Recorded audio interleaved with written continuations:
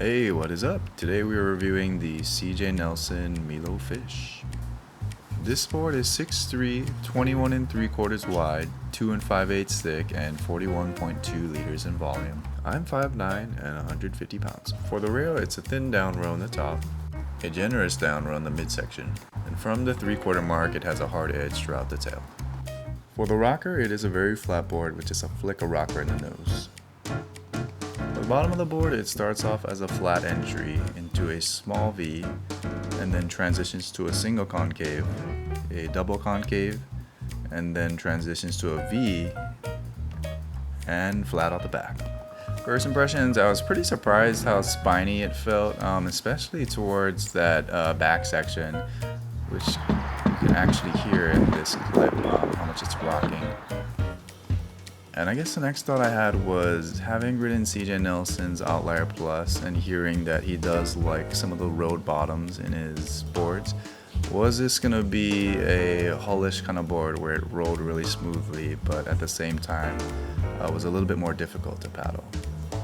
Well, let's dive into it and talk about paddling and wave entry, which I gave a 9.25. This board paddles extremely well. You can feel a little bit of a side-to-side rock due to that kind of spiny nature of the board, but this barely affects it. It's just something I noticed. Otherwise, this board paddles and gets into waves amazingly. It's allowed me to paddle into waves I normally wouldn't get into from my shortboard, and reminds me more similarly to like a longboard-esque kind of glide into the waves. So much so that I decided to sell my longboard. For maneuverability, I gave it an 8.5. Due to the thicker rails and fuller shape, I have bogged rail a few times with this board. However, the V-bottom at the 3/4 mark does help the board initiate a turn even if you're not all the way back. And once you do start turning, the hard edge in the back does help increase speed in the turns. Overall, turns have felt silky and smooth and otherwise really great. For speed, I did give it a 9. The board has surprised me on a numerous amount of occasions, taking off behind the sections, getting stuck behind, and then once you engage that back row, it just zips back into the pocket. Although this board doesn't hold a highline as good as a single fin or my other mid-length, the Seaside and Beyond, it does feel the most fast in the highline between my other boards, and riding the highline is one of my favorite aspects of this board.